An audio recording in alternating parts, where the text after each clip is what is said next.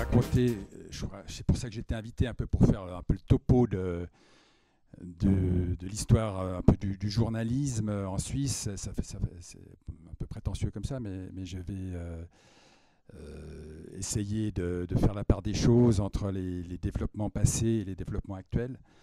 Je ne sais pas si vous êtes comme moi, mais moi je ne suis pas de... Je suis de la génération 68, je ne sais pas, ça doit se voir un petit peu quand même. Et à l'époque, j'ai toujours beaucoup aimé lire les journaux. Je lisais le journal auquel était abonné mon père. Et les week-ends, on achetait généralement un journal hebdomadaire qui s'appelait La Suisse à l'époque, qui a disparu entre-temps. Un journal très populaire. Et j'étais toujours plongé dedans. C'est peut-être pas pour rien que je suis devenu journaliste par la suite, parce que j'ai tout de suite aimé très tôt lire et aussi écrire et envoyer des lettres de lecteurs aux journaux. Et à l'époque, on ne lisait en fait qu'un seul journal tous les jours. C'était le journal auquel était abonné. Moi, j'étais encore très jeune, c'était mes parents qui l'étaient.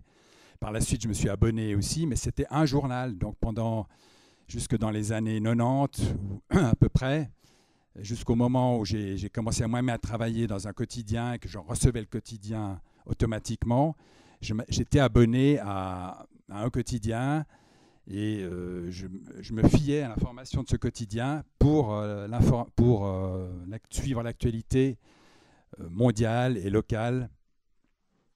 Et je n'avais pas besoin d'autre chose. Internet n'existait pas, évidemment. Depuis, la situation a beaucoup changé, comme vous le savez. Et aujourd'hui, je ne suis plus abonné à aucun journal. Il faut dire que je n'ai pas énormément de mérite puisque je reçois encore La Liberté, un quotidien pour lequel j'ai travaillé plusieurs années. Et ils me l'envoient encore je ne sais pas combien de temps. Peut-être que dans X mois, ils vont arrêter de me l'envoyer. Et puis à ce moment-là, je ne m'abonnerai probablement plus à rien du tout. Et en cela, je ne fais pas preuve d'un grand altruisme par rapport à mes camarades journalistes. Je devrais les soutenir. Mais j'avoue que payer 300-400 francs pour un abonnement annuel, c'est énorme. Et je préfère m'informer sur Internet. Et c'est ce que je fais déjà maintenant tous les jours, parce que je ne peux pas me contenter de lire un seul journal. Et pourquoi je ne peux pas me contenter de lire un seul journal ? Parce que l'actualité a beaucoup évolué. L'actualité imprimée sur papier, tous les jours, ne répond plus aux attentes des gens. Quand le journal paraît le matin, vous êtes déjà informé sur les 3/4 du contenu du journal. Et il faut que le journal soit très bon pour offrir une alternative qui soit crédible et qui soit intéressante pour répondre au prix qu'il demande. Alors, moi, personnellement, déjà maintenant, je m'informe sur Internet. Je lis plusieurs journaux sur Internet. D'abord, je vais déjà au café le matin, où je consulte un peu la presse papier régionale. Et ensuite, dans la journée, je vais régulièrement sur plusieurs sites, des sites internationaux généralement, des journaux que je ne peux pas lire ici. J'aime bien lire par exemple la presse italienne, Repubblica, je vais lire la presse britannique, plutôt le Financial Times, parce que c'est lui qui donne le ton en matière économique. Ce qui est écrit dans le Financial Times, vous êtes sûr que c'est ce qui est tenu en compte par les gouvernements des grandes puissances. Ensuite, je vais peut-être aller sur Mediapart, pour lire un peu ce que disent des confrères un peu plus critiques et sur une planète qui est moins conformiste, qui sort parfois quelques bons scoops, et ainsi de suite. Ainsi de suite, je vais aussi sur le site romandie.com qui donne tous les nouvelles d'ATS, pas toutes en fait, mais un bon échantillon de nouvelles ATS. Et comme ça, je suis informé chaque heure de l'actualité. Alors évidemment, il y a des jours où on regarde plus, d'autres on regarde moins, ça dépend aussi de cette même actualité. Si vous avez des événements internationaux importants, comme ces jours-ci en Ukraine, on est plus tenté à regarder souvent parce qu'on se dit est-ce qu'un chat russe va débarquer peut-être en Suisse? On ne sait jamais. Enfin, et, donc c'est ça l'actualité d'aujourd'hui. L'actualité d'aujourd'hui, on ne la suit plus du tout de la même manière qu'autrefois. Donc tout ça a des conséquences sur la presse écrite, qui est véritablement en crise. Vous le savez, vous le lisez, c'est devenu un débat presque quotidien de parler des journaux. Et, il n'y a pas de mois sans qu'un débat ou un livre paraisse sur la crise des médias. Et cette crise, elle est sur deux plans. Un plan conjoncturel, et ce plan conjoncturel, c'est en fait tout simplement la crise économique qui fait que les groupes industriels regardent à deux fois avant de mettre de la publicité quelque part. Et comme le modèle de la presse écrite est basé sur la publicité, a été basé longtemps, très longtemps, et l'est encore maintenant en grande partie sur la publicité, évidemment, ça pose de grands problèmes aux journaux. Juste pour, en gros, je crois que ces 2-3 dernières années, le volume de la publicité a dû baisser de 20% en moyenne dans les journaux suisses. Je ne sais pas s'il y a un autre spécialiste ici, j'en vois un qui fronce ses sourcils, peut-être il n'est pas d'accord avec moi, mais je crois qu'en gros, ça doit être ça. Et cela a des conséquences évidemment importantes sur la contenu de l'information, dans la mesure où les journaux cherchent à économiser. Et c'est dramatique. Je crois que le niveau du personnel dans les quotidiens suisses a diminué en parallèle, aussi en gros de 20% ces dernières années. Et la conséquence de ça, c'est que les journaux baissent en qualité parce que c'est un pléonasme de dire que en fait, la qualité dépend du nombre de journalistes qui réalisent ces journaux. Et à partir de ce moment-là, nous sommes dans une double crise par rapport à celle que je décrivais tout à l'heure, disons, puisqu'il y a le niveau aussi structurel qui fait que, comme je disais tout à l'heure, après le niveau conjoncturel, les annonces qui baissent, qui chutent, le niveau structurel qui fait que les tirages diminuent aussi, que les lecteurs désertent progressivement la presse papier, et ils le désertent d'autant plus que le contenu les déçoit. À partir de là, qu'est-ce qui se passe? À partir de là, évidemment, le lecteur essaie de se tourner vers d'autres supports. Les jeunes générations, je le constate de mes yeux, celles qui sont en dessous de 40-45 ans ne lisent quasiment plus de quotidien papier. Ils sont tous sur le web de différentes manières, la plupart surtout sur iPhone. Et donc il faut, si vous faites un site internet actuellement, vous devez déjà le configurer de manière à ce qu'il soit plus sexy, si je peux utiliser ce terme, disons, par rapport à l'iPhone, et que les repères soient, que les lecteurs ils trouvent tout de suite leurs repères. Cette crise de la presse, en fait, dans l'absolu, si vous voulez, indépendamment de l'émergence d'Internet, elle n'est pas nouvelle. En fait, elle a toujours existé. Parce qu'on peut se dire aussi que, en plus de cette crise conjoncturelle et structurelle, il y a une crise intellectuelle. Pourquoi est-ce que les gens ont encore envie de s'informer et sur quoi? C'est une grande question. Et si on lit j'ai lu un livre récemment, il n'y a pas très longtemps, qui est sur l'histoire de la presse en Suisse romande au XIXe siècle. On voit que les expériences médiatiques, déjà à ce moment-là, même si le terme média n'était pas encore utilisé, parce que le média englobe plutôt la radio et la télévision, les expériences de presse étaient très nombreuses et souvent très éphémères. Rien que dans le canton de Fribourg, de Neuchâtel, en l'espace de 2-3 décennies vers le milieu du 19e siècle, vous pouviez compter facilement 10-15 journaux qui avaient une existence plus ou moins brève et qui correspondaient à des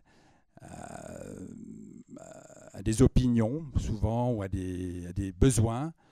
Et ça me fait penser un peu à ce qui se fait aujourd'hui, un peu dans le domaine d'Internet, où il y a beaucoup de sites qui se créent et ils ne disparaissent pas forcément, parce qu'à moins que de couper le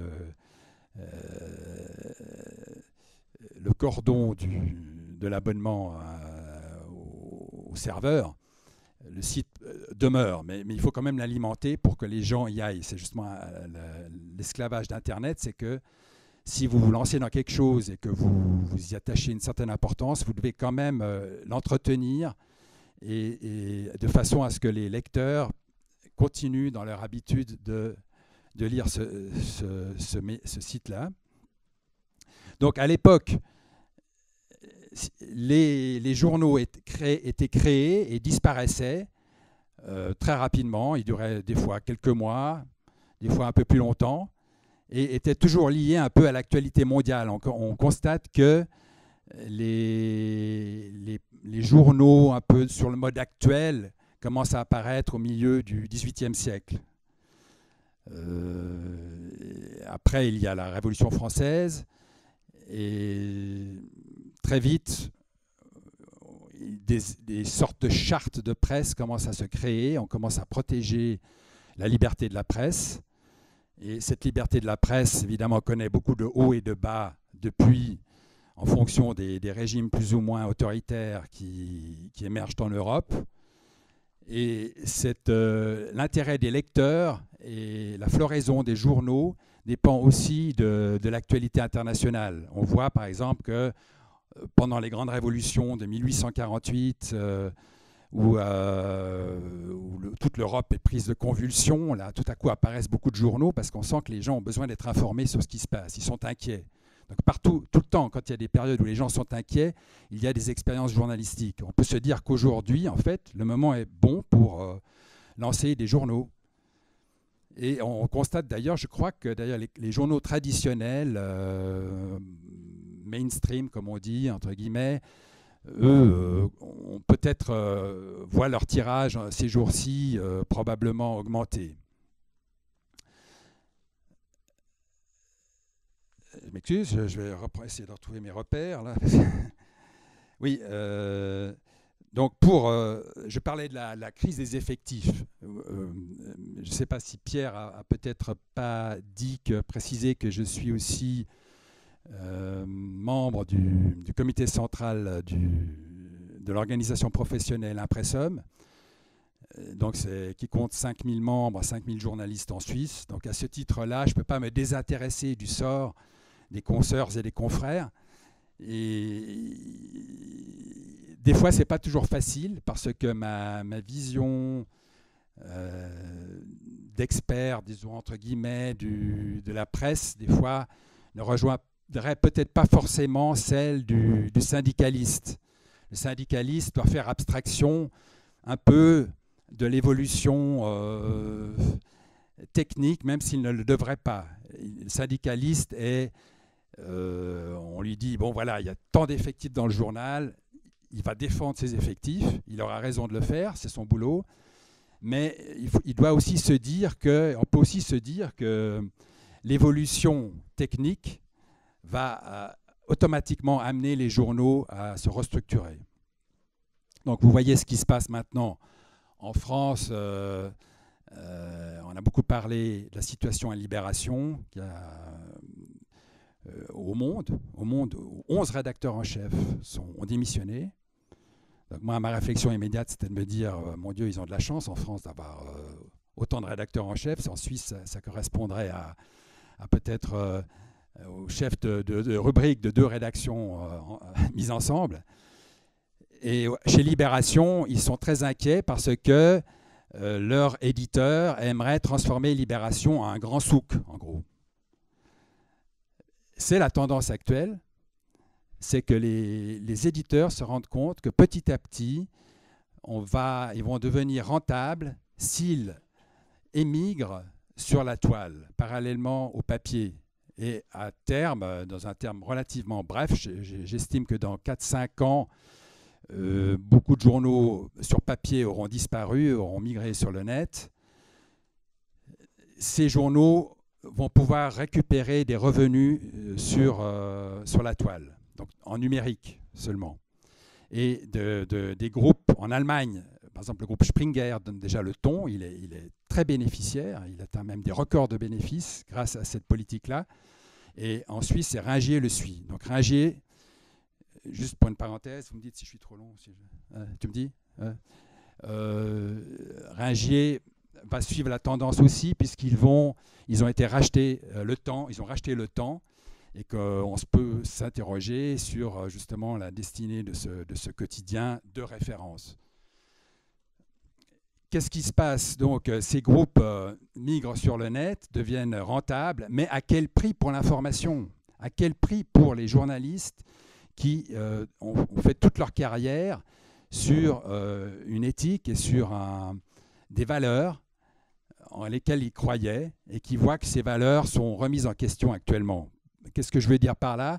Je veux dire que au lieu de parler de la famine qui s'annonce en Afrique, dans certaines régions d'Afrique, de la situation tragique des émigrés à Lampedusa, au lieu d'analyser les conséquences du réchauffement climatique, au lieu d'analyser les conséquences des vaccins, au lieu d'analyser des tas de sujets, peut-être mon collègue français, lui, aura d'autres exemples à vous donner, puisqu'il est carrément centré là-dessus.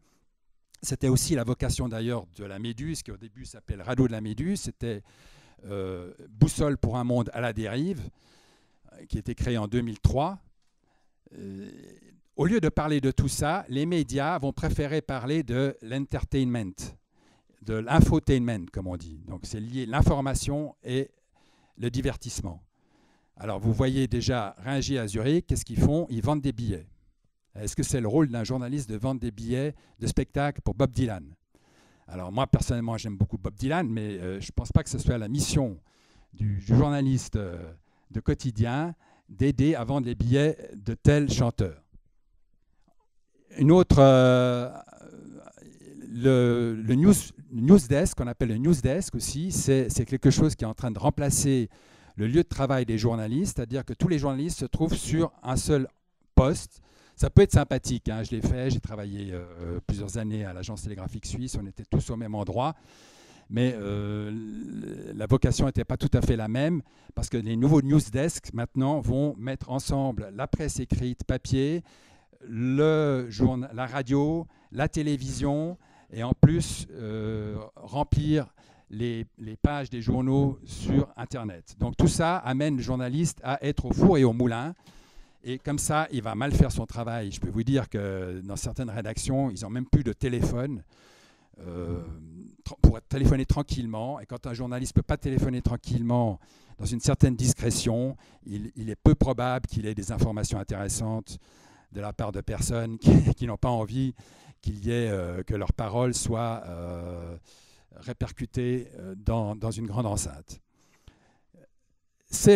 Voilà, je vous ai décrit les grands problèmes de la presse actuelle. Je crois que, d'une manière générale, il ne faut pas non plus verser dans le pessimisme. En fait, ce qui compte, puisque nous sommes ici ce soir à parler des médias alternatifs, ce qui compte, c'est aussi de savoir quelle information nous voulons donner. Donc, je pense qu'il y aura toujours, si nous voulons faire une information selon nos propres critères, nous avons toujours la possibilité de le faire. C'est d'autant plus facile aujourd'hui que nous avons besoin de beaucoup moins d'argent sur Internet. Pour lancer un site, la Méduse, j'ai dépensé 3 000 francs. C'était le prix du webmaster. Et je l'ai fait en 2 temps. Je l'ai relooké en 2010. Ça m'a aussi coûté 3 000 francs. c'est très modeste par rapport au coût de lancement d'un journal sur papier, je peux vous dire. Et puis après, c'est les coûts d'infrastructure continus. Parce que vous avez les coûts les gens de nos amis de moins pour vous le confirmer. Donc il y a les frais d'impression et puis les frais d'expédition. Donc sur Internet, vous n'avez pas tout ça. Donc c'est un grand plus. Et beaucoup de journalistes se lancent sur leur propre plateforme, créer leur propre plateforme. Et pour eux, c'est une satisfaction, d'abord intellectuelle, parce qu'ils peuvent s'exprimer librement. Il y a toujours des tabous dans les journaux. Moi-même, quand j'ai lancé la Méduse, j'étais salarié d'un quotidien, mais il y avait des thèmes que je voyais qui gênaient mes collaborateurs. Il y avait une certaine ouverture d'esprit, notamment on collaborait avec Le Courrier, Madame du Courrier, nous échangeons des articles avec eux. Et ça prouve qu'à la Liberté, il y avait une certaine indépendance à ce niveau-là. Mais malgré tout, des tabous existaient, notamment en ce qui concerne l'information alternative et tout ce qui concerne les réseaux sociaux, puis surtout les forums sociaux. Et la Méduse était pour moi mon jardin, et depuis, j'ai jamais regretté sa création.